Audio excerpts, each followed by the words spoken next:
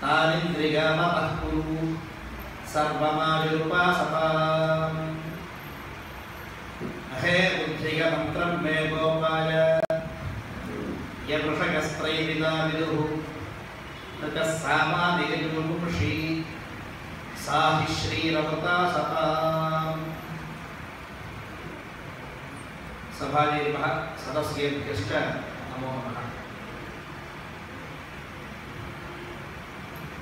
First of all, I offer my apologies for not being able to speak in the local language, Malayalam. Though I enjoy listening to the Malayalam language, I am not proficient in it. So, for the sake of convenience, I am talking in English and switch over to Sanskrita as required.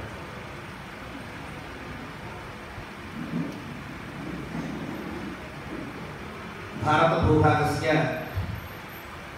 प्रथमतमेषु देशेषु अन्यतमोऽयं केरलदेशः, यत्र जगद्गुरुपदस्य सार्थकता सञ्जाता श्रीमतां भगवत्पादानां शङ्कर आचार्यस्वामिनां जननेन तथा च धर्मस्थापनप्रक्रम प्रारम्भणेन अत्र बहुशाखा सम्मिलित वेदविद्या विस्तृततरा आसीत्। अधुनापि अनेके प्रधानः यस्य उच्चारणपूर्वकता अनुविधिमात्रा च अत्र प्रथिततरा वर्तते। यथापि बहुसम्प्रदाय अनुसारिणां जनानां सद्भावेपि अत्र वैदिकतत्परता अधुनापि यथा कथञ्चित् वर्तते इति महतः मोदस्य आस्पदं भवति इति भवदीय पार्श्वराज्यस्थ वैदिकानां सकाशात् अस्मत्पक्षाच्च सर्वान् वैदिकान् वेदाभिमानिनश्च हार्दम् अभिनन्दनं प्रोतो गच्छामः। अत्र अस्मिन् दिने यदभिहितः विषयः विवक्षितो विषयः अत्र भगवदाराधनप्रकारः कथं सम्प्रवर्तते इति किञ्चित् सर्वे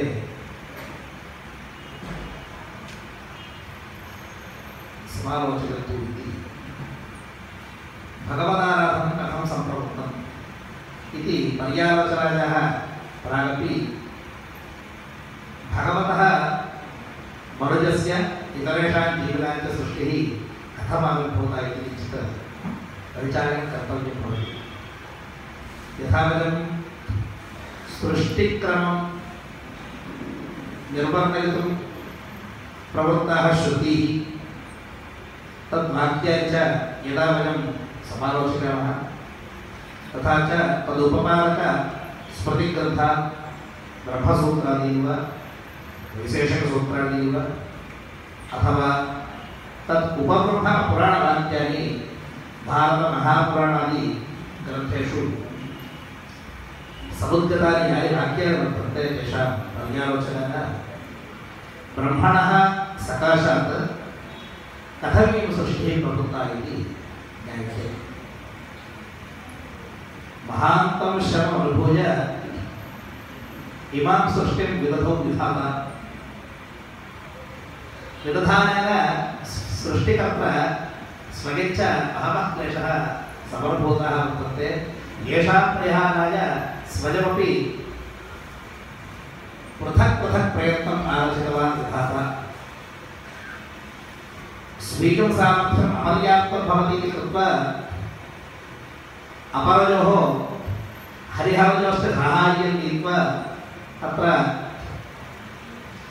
या अविद्या सन्ततिः सम्प्रवर्तिता तस्याः परिहाराय च उपायान्तरं गुरुव्यवस्थारूपेण तत्र कृतं वर्तते। तदनुसारेण ये मूलभूताः ब्रह्मवादपुत्राः महर्षयः बभूवुः ते सर्वे अहङ्ग्रहोपासकाः बभूवुः। ततश्च यदा मिथुनरूपसृष्टि प्रवृत्तेः ततः पंचपर्वान्वित अविद्यायाः सम्प्रवृत्तेश्च तत्र अविद्यायाम् अन्तरे वर्तमानाः यावन्तः वर्तन्ते तेषां सर्वेषाम् अत्र महत्यां सृष्ट्यां देहात्मभ्रमसद्भावात् तदनुसारेण तत्र उपासनाप्रकाराश्च प्राभिद्यन्त तेषाम् उपासनप्रकाराणां कथं प्रभेदः सञ्जातः किं मूलकम् अयं प्रभेदः प्रभेदेन पुनः ऐक्यमाप्तुं कथं भूतः प्रयत्नः विदशनीयः इति चिन्तयामि। तत्र वर्तमानानां बहूनां मध्ये आङ्ग्लभाषाविज्ञाः अपि बहवः स्युः इति कृत्वा इतः परं प्रकरणं संस्कृतभाषायां विधाय अग्रे आङ्ग्लभाषायामपि उपकुर्वे इति वक्ष्यते। यो ब्रह्माणं विदधाति पूर्वं यो वै वेदांश्च प्रहिणोति तस्मै तमहदेवम् आत्मबुद्धिप्रकाशं मुमुक्षुर्मै शरणमहं प्रपद्ये। This is the all-time favorite hymn recited by most of the sadhakas across the world.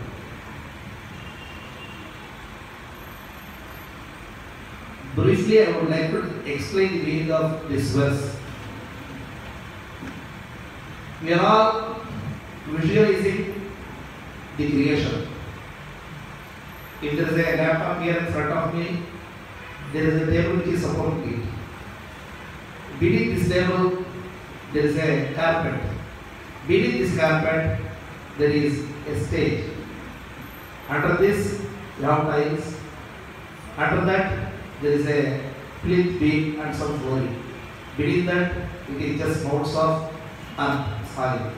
Beneath that, there is a crust, earthen crust, some few kilometers down the line. How is this entire creation being supported? What supports it? Tejo varikruta yatha vinimajah yatra trisargo rusha dhamna svena sada nirasta kuhakam satyam param dhimahi. This is the first shloka of Bhagavata Purana. What is this creation made of? Some say it is made of 108 elements. There are some scientists also discuss. They would love to state that the entire universe is made of few elements. Earlier it was 100, now it is 108, and even today there are more discoveries. Some scientists say that I have discovered 109th element. So the list is going on. Today's subject is supposed to be the methodology of worship evolution.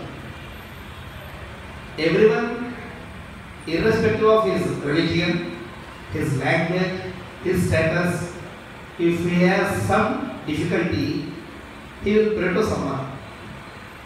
Let us keep him as the X factor.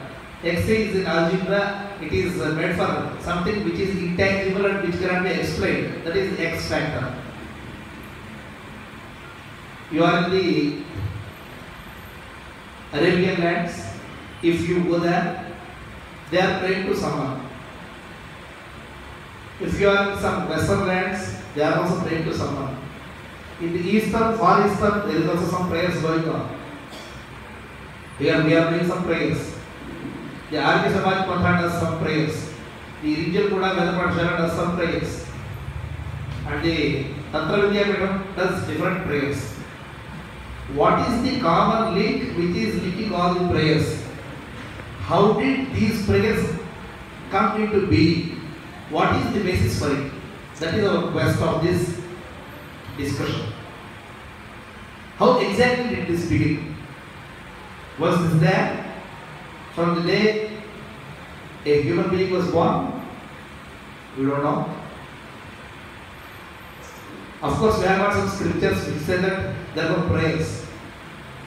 And some scriptures even say that the entire creation came into being only with a prayer. That's also there.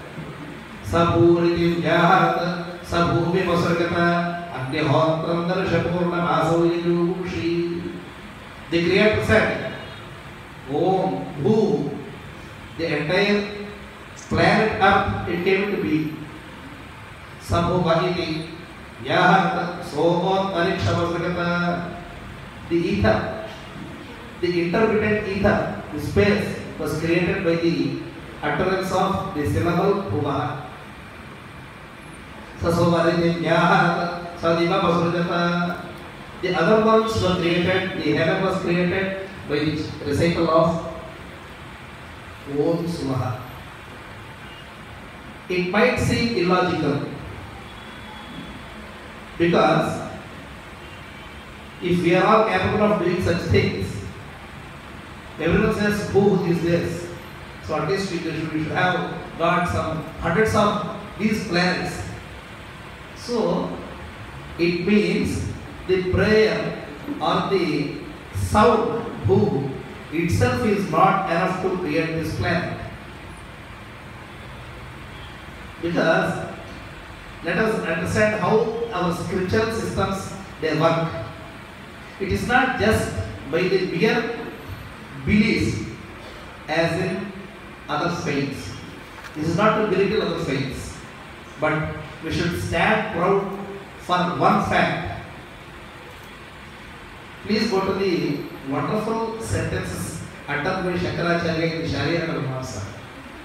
I am not going to quote them, but I will give you the expression of it. Just because I said you don't follow this, I am giving you a logic. Analyze it thoroughly, discuss it threadbare, debate it forcefully, no problem. Once you have arrived at the conclusion, just go ahead and follow. If you ask me how did I arrive at this logic, then I owe this to the Vedas. So the logic is backed up by scriptural sentences. It is not the other way around. So the only reason why the Vaidika Siddhanta, Upanishad Siddhanta is still floating around in spite of all the onslaughts on the religion, it is only for this reason, because it is backed up by sound logic. This is the reason why we want to analyze the underlying factor for the worship evolution. For us to know this, we should analyze how this creation came to be first. If you take Bhagavata Purana, Lord Mahavishnu has assigned the job of creation to Brahma. For those who are not very much into the linguistics, I would like to explain two words which are quite similar, but they have different meanings. Brahma, Brahma, these are two words. Brahma, Deva. When I say this, Brahma is the creator Brahma. He is the creator. It is Nakaranta Pullinga Prathamaika Vachananta Shabda. Brahma. The second one, Brahma. When we say Brahma, is Adhyudanta. That is, but the root word for both of them remains the same. Brahman is the root word. But when it becomes the masculine gender, Pullinga Shabda, it is Brahma. When it is the neuter, Napumsakalinga, it is Brahman, Brahma. Okay. What has that got to do with this lecture? That's the next question.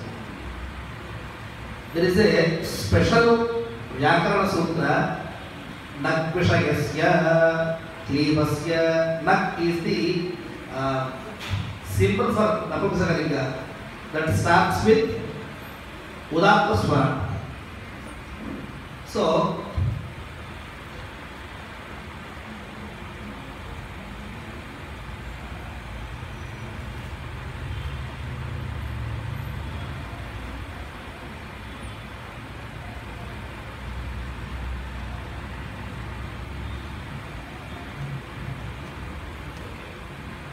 now please look at the chart here. When it was the avyakta sthiti, unmanifested state, it was the Brahma. What is the concept of Brahma? Satyam Jnanam Anantam Brahma Yo Veda Nihitam Guhayam Paramevyomam. So that is the Satyam Jnanam Anantam Brahma, is the Swarupa Lakshana. That is how the Brahman is.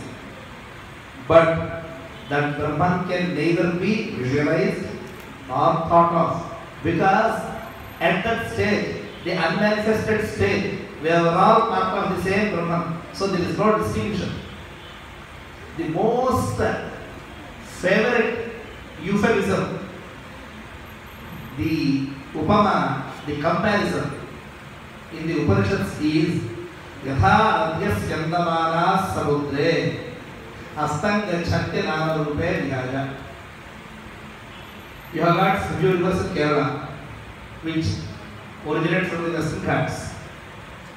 At the starting point, you call it some name. When it becomes little large, you name it as Periyar, Purna, this river, that river, Netavati, and Tapi, Narmada, etc. We have plenty of names. Yada, when they confluence with the sea, Astan Gachanti Nama Rupe Vihaya. There is no name, there is no Rupa. Before that, there are plenty of names.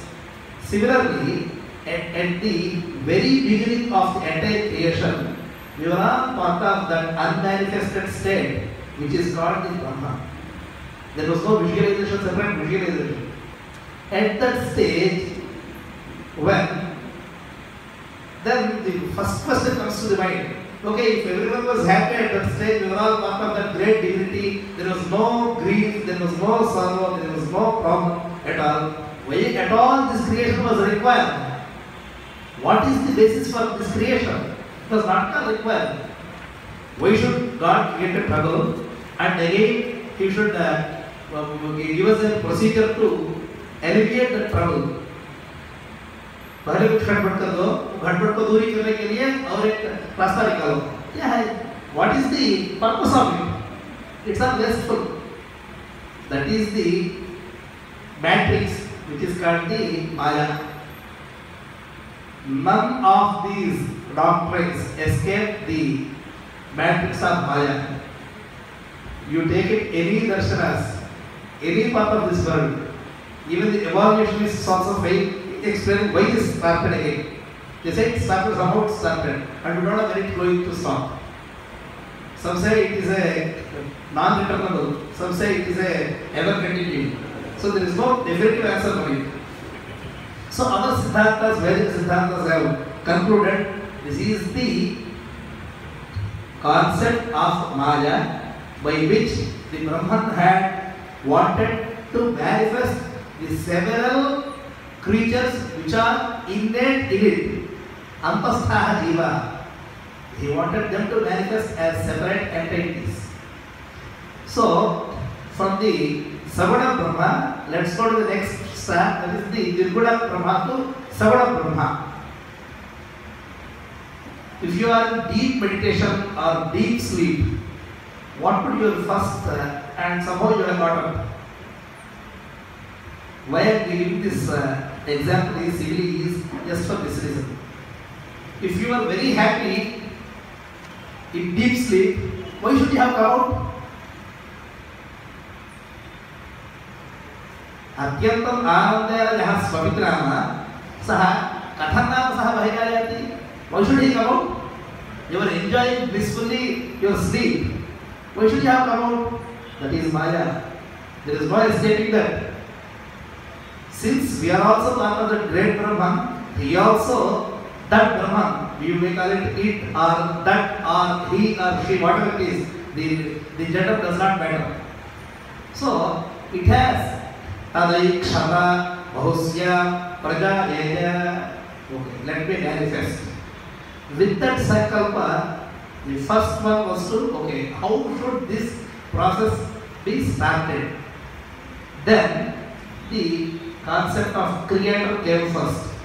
The Upanishads, various myriad Upanishads give us various narrations, but it's almost similar.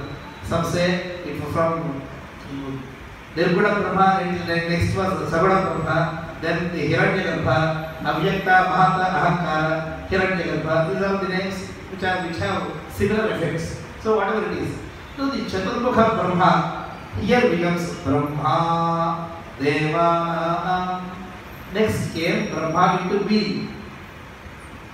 Now let us come back to our deep sleep problem. It's not a problem actually. If someone is sleeping soundly, just wake him up. Even if he sleeps after 4 hours or 10 hours, it doesn't matter, you just wake him up.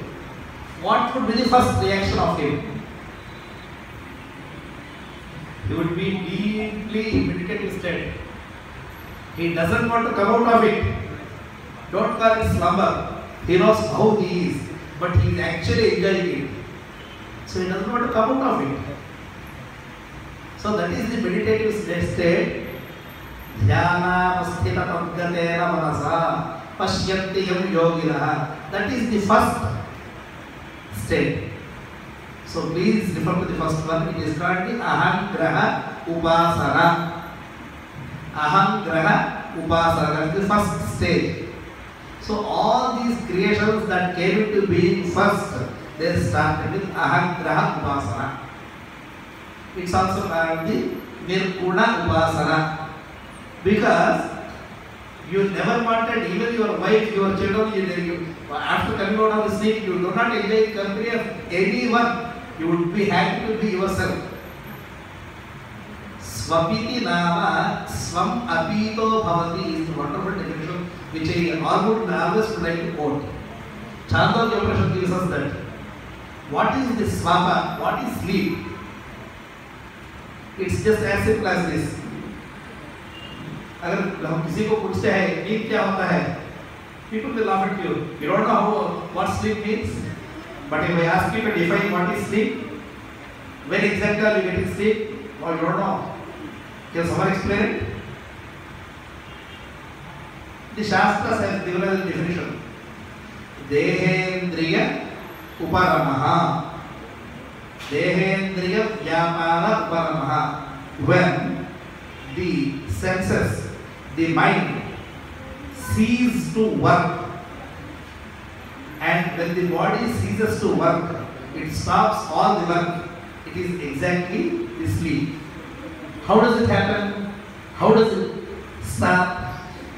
When it is totally tired, when it is not able to perform anymore, all these functions are almost nil, then that state of,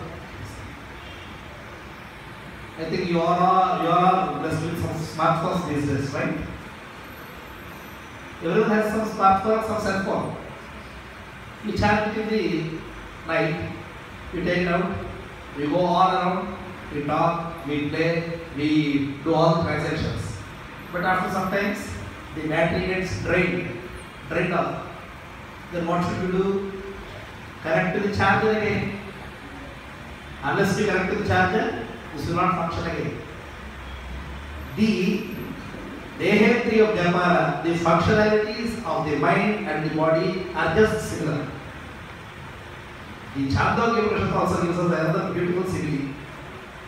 It's also similar to this, because this is the modern day context I quoted the mobile phone. Otherwise, the Upanishadic comparison is just simple. A household pet bird, it is raised in the home. In earlier days, when people did not want to, we did not have the facilities to cover the entire area in the form of aviaries, they used to take a small thread to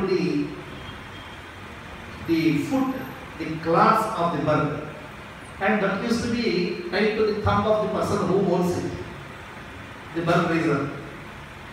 there was a long thread. The bird could fly wherever it wants to.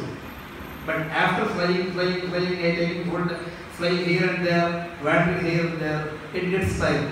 And when it is damnly tired, utterly tired, it used to come to the thumb of this person and it used to rest there. Similarly, the mind of a human, it goes everywhere, here and there, here and there, here and there. It does all the things which are required or not required. And when it is utterly tired, it will come back to the same place where it originated. So, Tejo Vari Mudam Paras Yatha Vinimaya Yatra Trisargaha Usha. So, by this analogy, what do you get? Whatever you are seeing, it has started somewhere and it would come back to the same place. Whatever we are seeing, it has started somewhere. You just see a building is built here. How do you build a building? You take bricks, you take sand, you take water. And after 300 years, what would come? It will just go back to the ground. So wherever it is starting, it is coming back. So the mind does not want to see anything other than that after coming out of deep sleep. That is the first stage of daily life. This was the singular state after coming out of the Pralaya. When the first creations were there, the Sanakali Maharshis, who were created by the Brahman, the Chaturmukha Brahma, the creator, they didn't want to do anything else. They didn't want to further the mission of the creator. They just kept to themselves. Aham Upasana, Aham Brahmasmi. That is the highest level because they didn't see any other being other than themselves because they were all part of the same divinity. So that was the highest state ever possible. You have a president of some country. Can you ever imagine himself being relegated to a lower position of a, say, some LDC clerk, lower middle clerk? He can never be. Chairman of a company can never be its security or watchman. You can't expect a chairman of the bank, MD of the bank to be a cashier. It's not possible. But for some reason it happens. What should be the ultimate logical conclusion? He should reach his place back. In our movies we see several other stories when he would be a great multi-millionaire or billionaire. By some reason or by some cheating or by ill fate, he becomes a pauper. He comes to the streets, he begs or he does something, and with his own might and effort, he will again go back to the positions. So now please understand how the evolution has started. I don't call it as a derogation or deterioration, but we should understand that when you are part of the divinity, you have the highest powers and you are everything. But when you, because that is vast and unlimited, when you start to limit things, then all the problems start to crop up one by one, one by one, one by one. All the problems start. Suppose if I wipe my eyes, I never get scared. Do you get scared? You just do like this. You just pull your hand like this. You are not scared. Suppose if I ask someone and I just put my finger into their eyes, what is the reaction? They get immediately scared. Because the body has a conscious which is felt as limited to one part, this body alone. Yadahye vaishane tasmin udaram antaram kurute athamasya bhayam bhavati. Once you differentiate between two beings, that is the starting point of all the figures. Then you require more prayers. These days, if I ask you to stay alone, people say, "Oh, I get that. I'm afraid to stay alone. I can't do this." Because he is anticipating trouble from someone who might be inimical to him.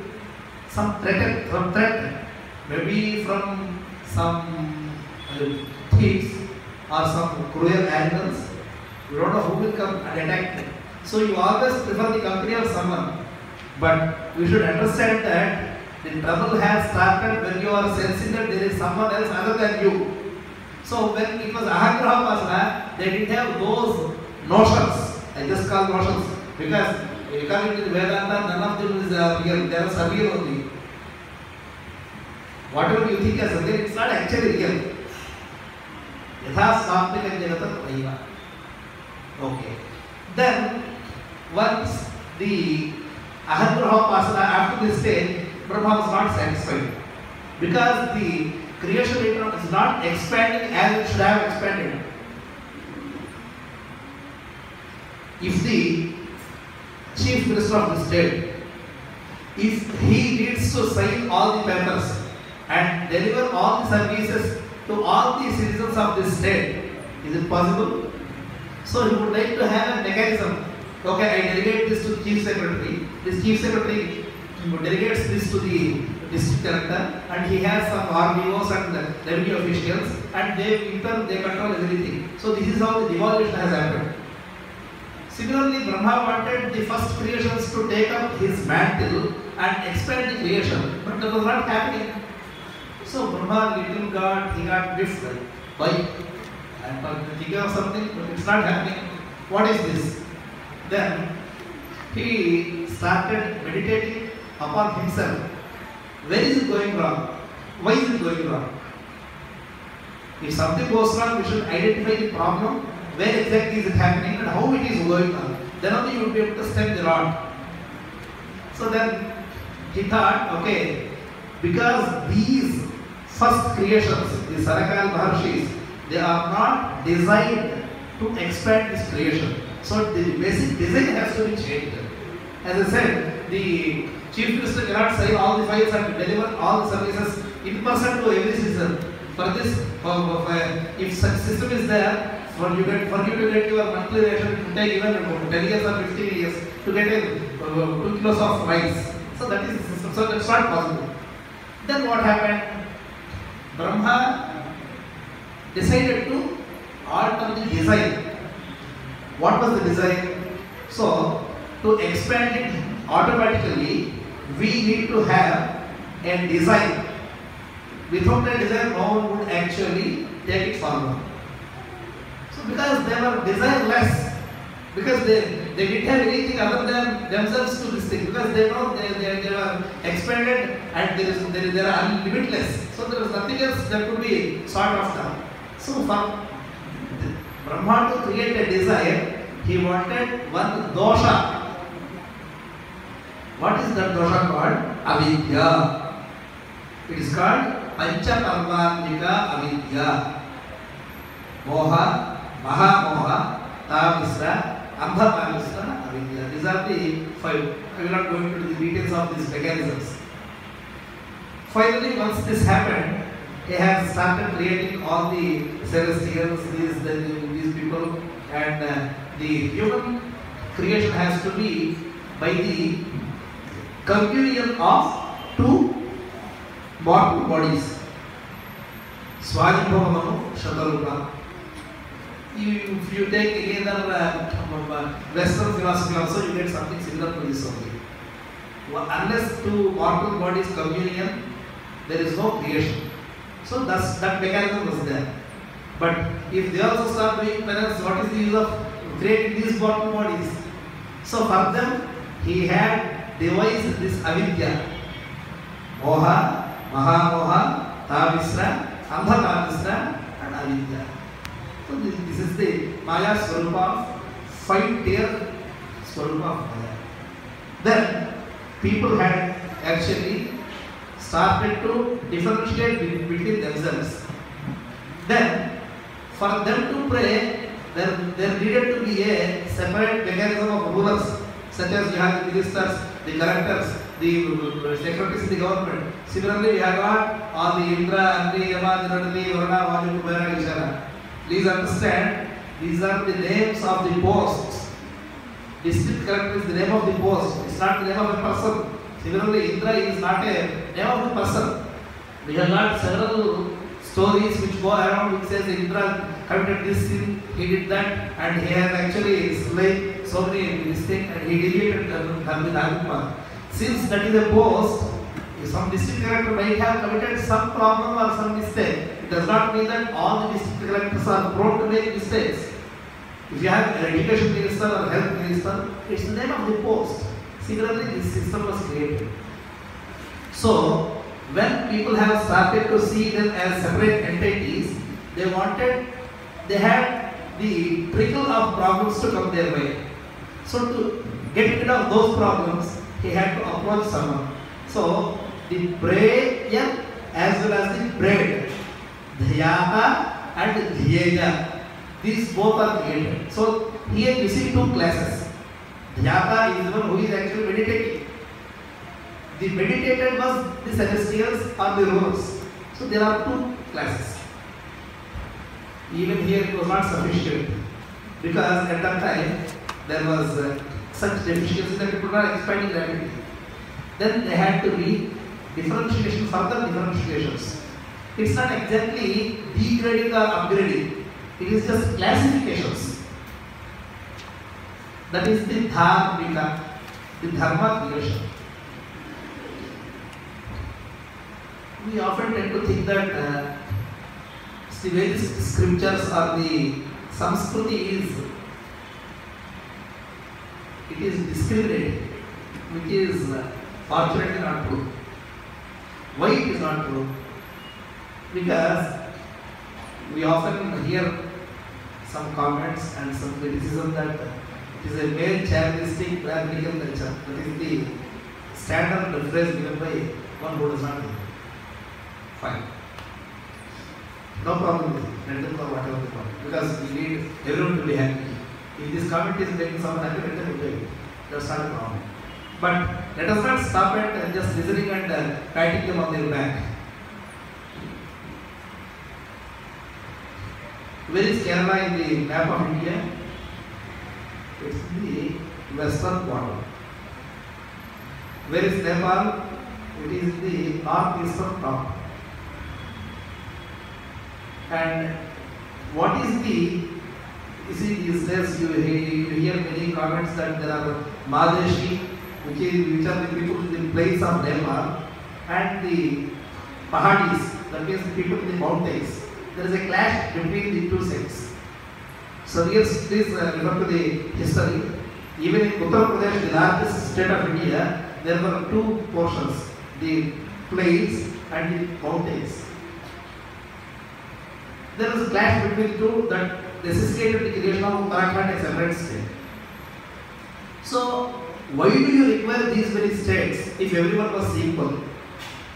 If the entire Indian community was one, what was the need of these many states? Why? Okay, let's not talk about big things. Suppose you own 10 acres, I have 10 acres, and he has 10 acres of land. You want to irrigate, I want to irrigate, and he wants to irrigate. We are all sitting on the same plane. How do you start your cultivation? How do we start it? First, you make them separate plots. So that means you are differentiating, that you are starting at the first point. There are multiple plots first. And the water is coming from the rivulet, the irrigation channel.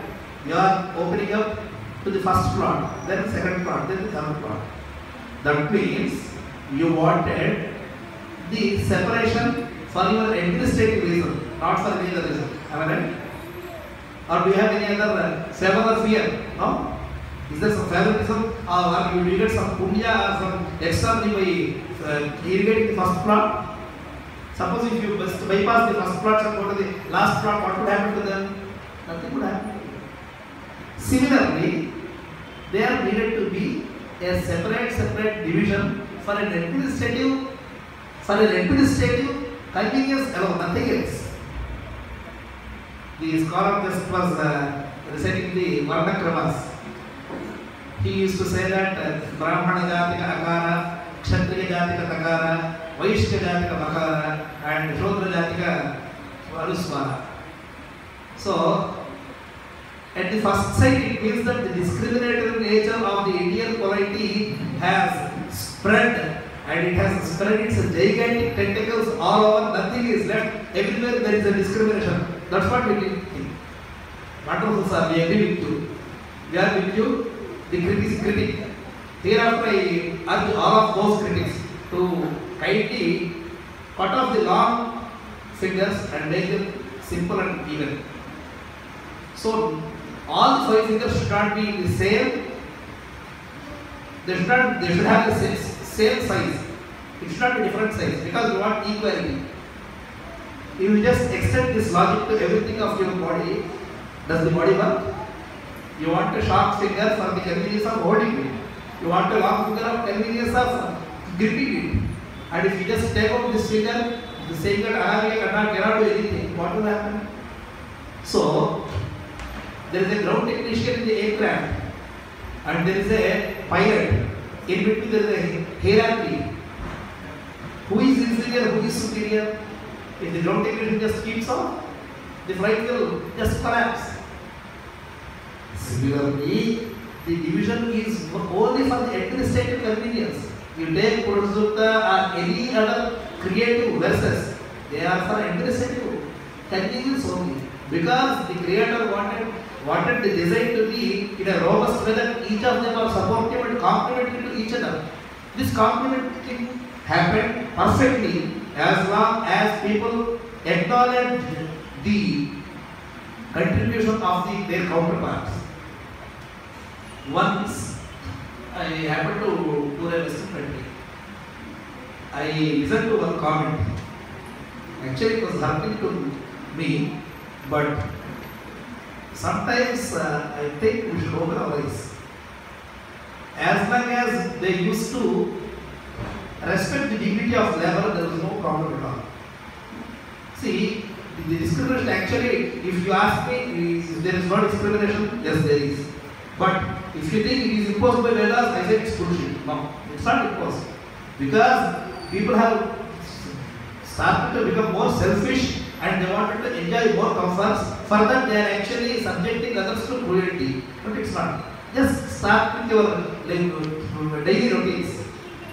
The most subjugated persons in the entire family would be women's power. For just one reason, that because they have to support the family. So, these days earning is also part of their life. Apart from supporting, cleaning, washing, cooking, etc., whatnot, everything they have to support. The subjugation is there. But was that meant by Veda? Not at all. So the twisting of the facts and the wrongful presentation and actually the deviation from the dharmic path has created this. But whereas the design was perfect, even it is perfect and it is relevant to the current day, what has got to this thing? Because as long as there were divisions, there were some sort of misunderstandings. If people thought that there are different entities not related to us, but when we realize that all the entities are complementary and supplementary to each other, then this differentiation will go away. Then the Sagunopasana, when it started, we had two classes. One is the Dhyaya. The Dhyaya means the class of celestials who were being prayed, and the prayers were by other mortals. They are dhyanas. So here you can see the Samprajnata Samadhi through Shama Dhamma. I am reflected in other forms also, but I am one. That is the state of mind which was the purpose. Please understand. I am also reflected in other forms. When the division of plots was done, because you can see, can't see any difference between the first plot soil and second plot soil. It's all the same. If you take 5 pots of water from the same river, they are all the same. Only you have got a pot number 1, pot number 2, pot number 3, for just for your convenience. The same water flows and it resides in everything. So that should have been comprehension. Once this started to diminish, then the deterioration has started. Now please go to the next one. Pratika Upasana. The Savana Brahma Upasana was fine. When it had to come down, then the Pratika Upasana had to start. Pratika is a symbol. Now you see many critics, I don't know whether I am qualified to say this. Some of the Arya Samaj friends also say that the Pratika Upasana is actually does not carry the sense of Veda. I agree. And they give us many examples of saying that many persons do not have any direct resource of any temples or this. I fully agree with that. But Pratikopasana was a form which is sanctioned by Vedas, because you can't expect every creature to remember that it is the one, it is the part of the infinity, because you can't expect everyone to get elevated to the highest state. So for them, we need to have the next tier. Because if the democracy says that government is of people, by the people, for the people. So I am also a government. So does that mean that I can go directly to the treasury and take the money whatever I want? I can't do. There is some certain procedures. Similarly, Pratikopasana is required. You require a clerk to maintain the treasury, and you require a action officer. You need an applicant. Unless we have these three tiers, nothing will work. Similarly, if mother has cooked us some food, if everyone takes whatever he wants, then the equitable distribution will not be there. For equitable distribution, there has to be a system. So, an applicant, a keeper, and storekeeper, and a sanctioning authority. These three are very much required. So, if please compare this analogy to our daily prayer systems. When you think you are not part of the divinity, you are only an applicant, and you are asking something, and somebody is sanctioning it. So, you please take all your mantras. What exactly are you saying? Ande Rajasupatha Raje Asma Vishwa Nidema Samitah Durita Nipara Sudha Yat Bhadram Tanva Asuba. Some of them are actually mental, some of them are physical. So, these are the desire list which is being read out by the seeker to the deity and sanctioned by the gurus or the higher-ups. So this system, the applicant, the storekeeper, and as well as sanctioned authority is there. So the Pratikopasana is perfectly sanctioned. That is how we got the Upasana Prakarana.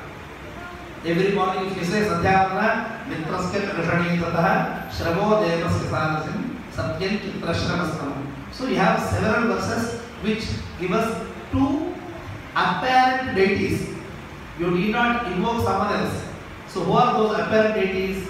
The Surya and the Agni.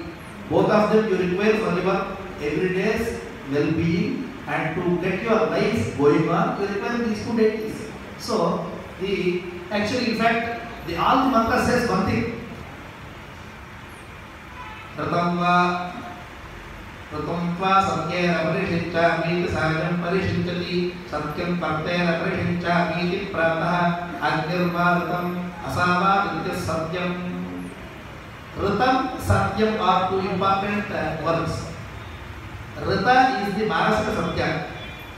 If your thoughts are clean and truthful, then that is Ratam. Satyam is the one that is actually coming out of your mouth. The spoken truth and the unspoken clean thought, that is the Ratam and Satyam. So, these both are represented by the sun as well as the Agni. So, Ratam and Satyam, in effect they are the same. And Veda and many places refers Agni and Surya as one in different manifestations. Indram, Vitram, Varuna, Agnima, Ahu, Vitram, Varuna, Agnim, Ahu. Okay.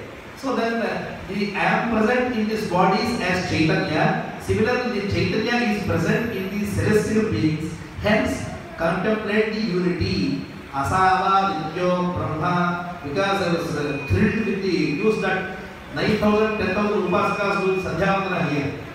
That's a great thing to listen. See, methodology might differ, but the Sandhyavandana concept is very much relevant at all times. There is no exception. There is no exception at all. Everyone should do Sandhyavandana. Why? If I don't do Sandhyavandana, would I break down? Would I be killed? No, this is not Islamic state.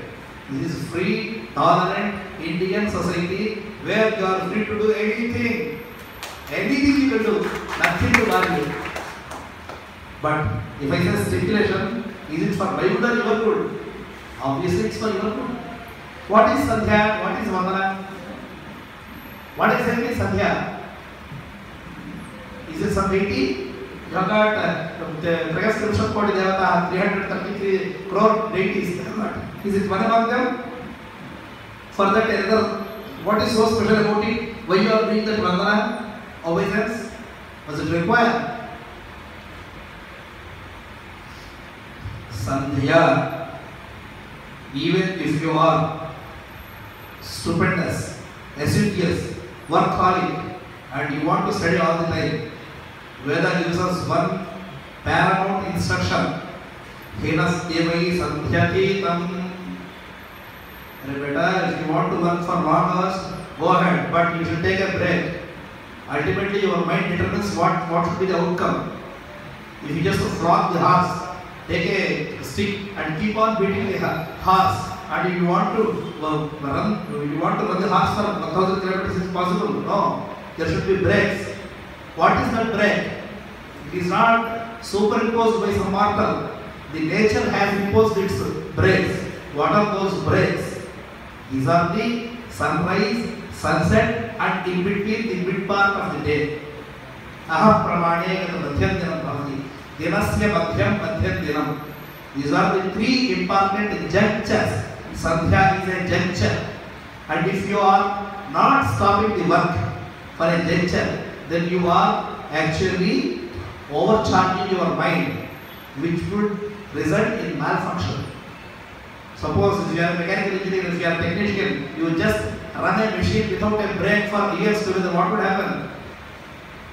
The machine life of 60 years or 50 years or 10 years, it would drastically get reduced by 2 years or 3 years. You have to replace the entire machine. But fortunately or unfortunately, you don't have transplant of brain still. Otherwise, you want to enjoy all the brains juice now and just throw it away after 3 years or 4 years. Did your parents or grandparents ever complain that they have hypertension at the age of 30 or 20? These days, the college going kids, they always complain about these things. What is the result? The health has deteriorated like anything, because the fundamental rule, where we should stop, you have not followed that. Was it for your deterioration or for your benefit or for Veda's benefit? Veda does not have any benefit. It's only for your break. You break at the juncture, then you will be better. What should you do? Asau Aditya Brahma. Please listen to this. Please go through this. I am present in this body as Chaitanya. Asau Aditya Brahma. There is one Chaitanya which is present in this mortal body as well as the celestial body, that is the same. Hence, I contemplate the unity of both of these things, the community of both these things.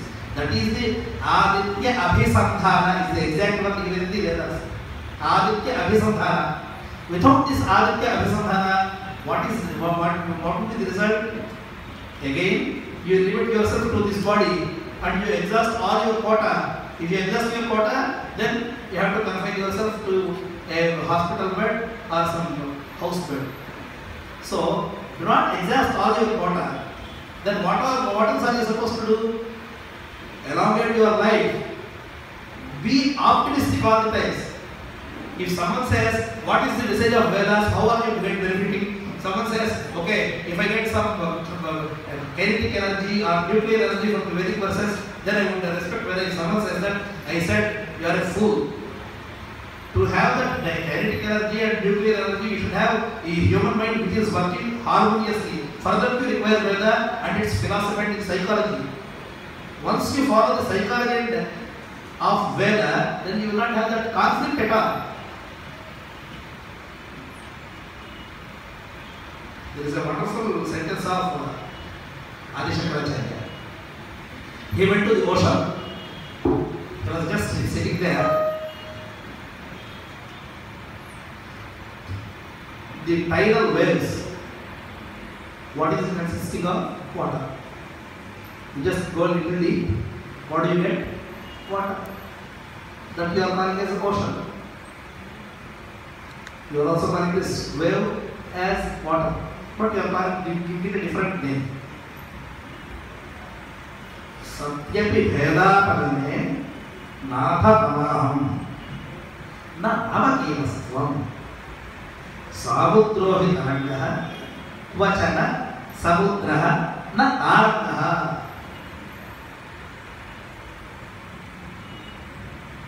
It's very simple. We all know that there was, because since we had started from the very beginning, we know that there was an unlimited consciousness, the Mahachaitanya, of which we are all part. Just take this analogy to the ocean and its waves. Can you ever refer the waves of an ocean? Do you say this? Or do you say the ocean of the waves? Obviously, it is the waves of the ocean. Satya Vibheda Magama. It's true that there is no difference between the Chaitanya in you as well as the unlimited super consciousness. Natha Tamaham. I am always belonging to you, not the other way around. Samudrohi Naranga. Always the tide belongs to the ocean, not the other way around. So, this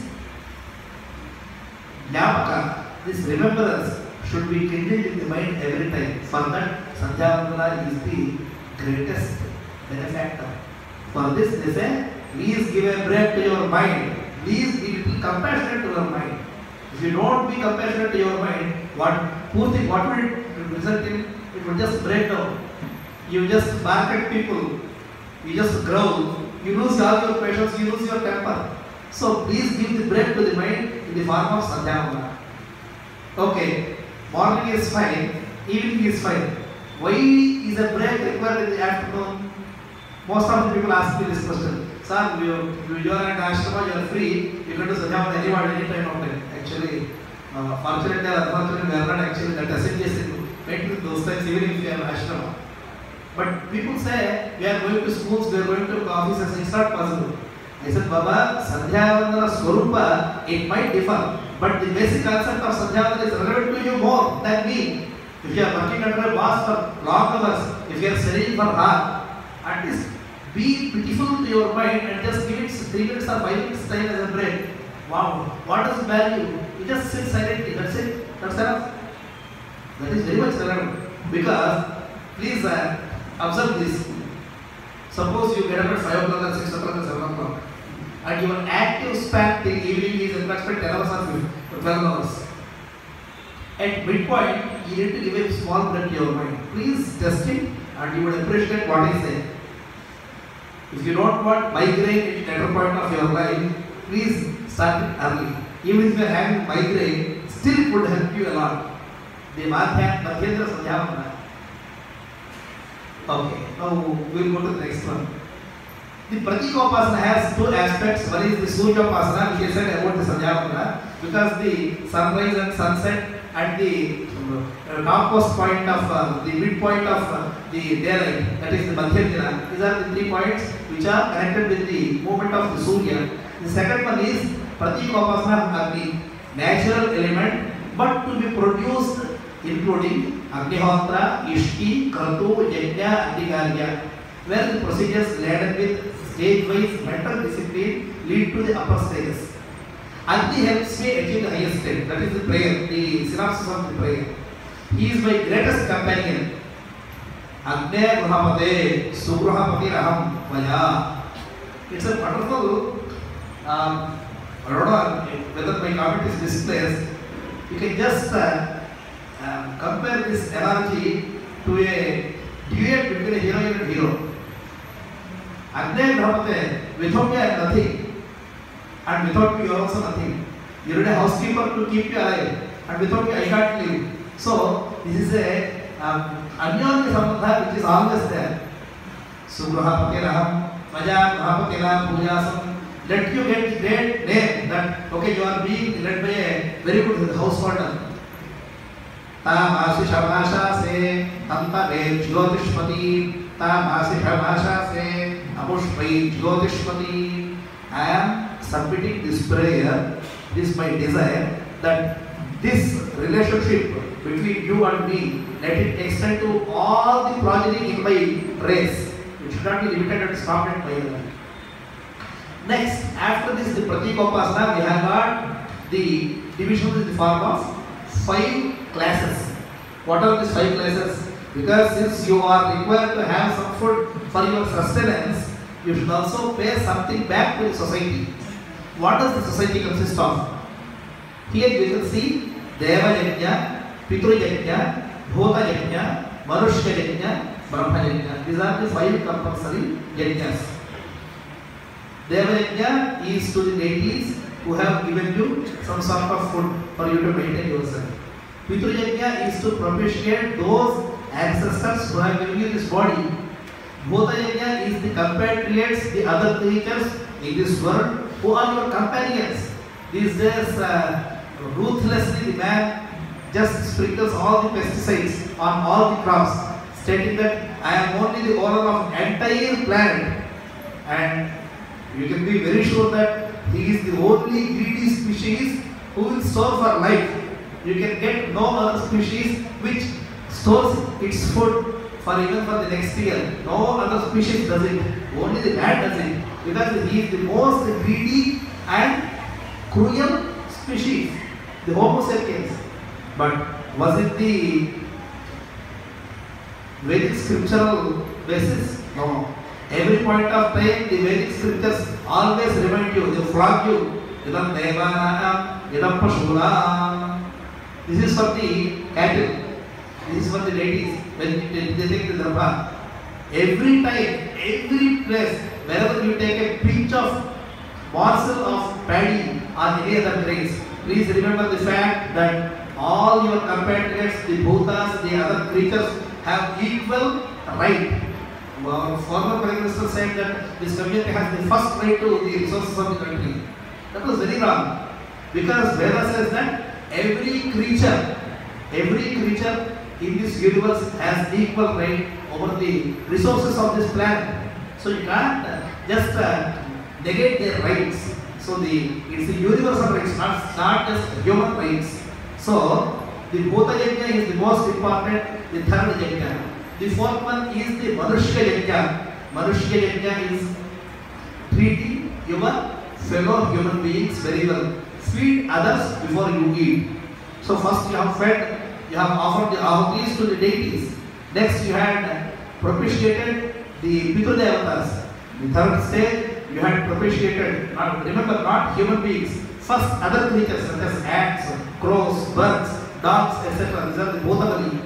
The fourth one you have fed the compatriot human beings. Then you had done the Brahma Yajna, whereby you had refreshed your memory of the great knowledge, wisdom that you had inherited from your elders and gurus. Then you are eating your food. So this is the logical hierarchy provided by the Vedic philosophy. This is also a part of Pratika Upasana. Why it says is identifying the Chaitanya in every being, including humans and creatures, and protecting the wisdom. That is the purpose of Brahma Yajna, Pitru Yajna, Deva Yajna, Manushya Yajna, Bhuta Yajna.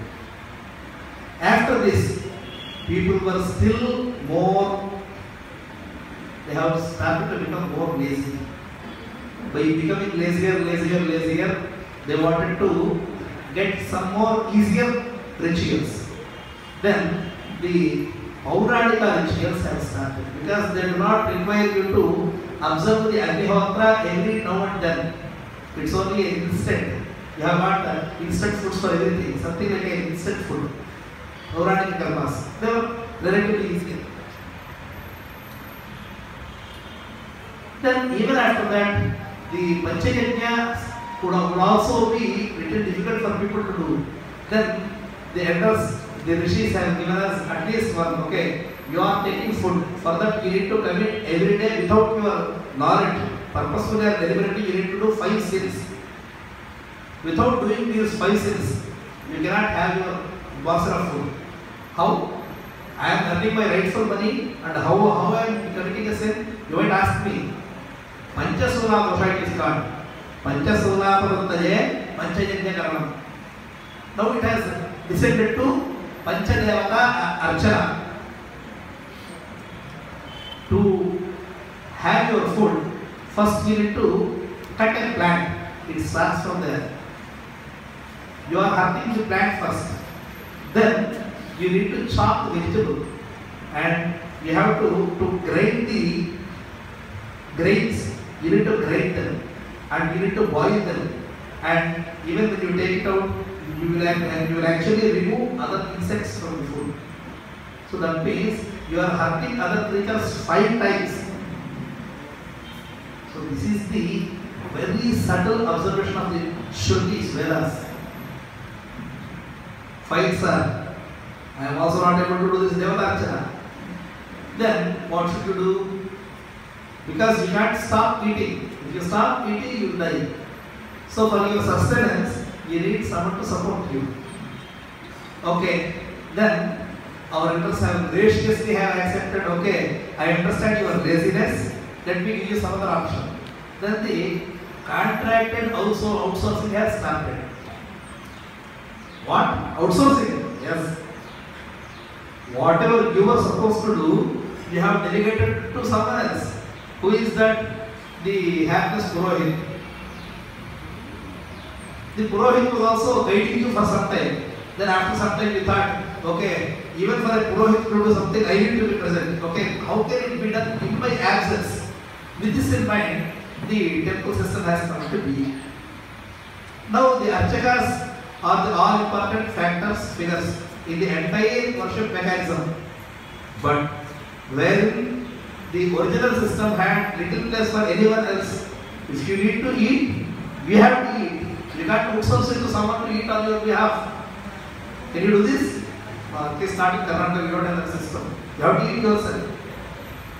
Similarly, the Archana, what you have to do yourself, you have to eat. But these days we are outsourcing everything. What used to be and what should have been a mental discipline eternally has just become a symbolic ritual ceremony which is drawing all sorts of criticism. Why you are being criticized? Means it is not because of Veda, because you have just chosen to forsake and forget the basic principle of what you should be doing. So, should I call it evolution of worship or degradation of worship? Degradation? We don't know. Or at least are we happy? Sometimes you are happy, many times you are not happy. As long as you do this, what is the basic thing that you have to do? At least in this 7th stage or 8th stage, please choose something. When you are critically ill or you are not physically indisposed, then you can outsource it to someone, be it a Purohit or your family member, that's a different thing. But this Archana should be a mental discipline as well as physical discipline for your body's well-being as well as the mind's well-being. This is the basic philosophy of Veda. Once we tend to forget the basic tenets, then we get all sorts of problems. Let us pray to the God that He gives us the commitment, stamina and strength to stick to our roots so that we are always cherished and we are nourishing our body as well as the mind. Jai Guru. Thank you.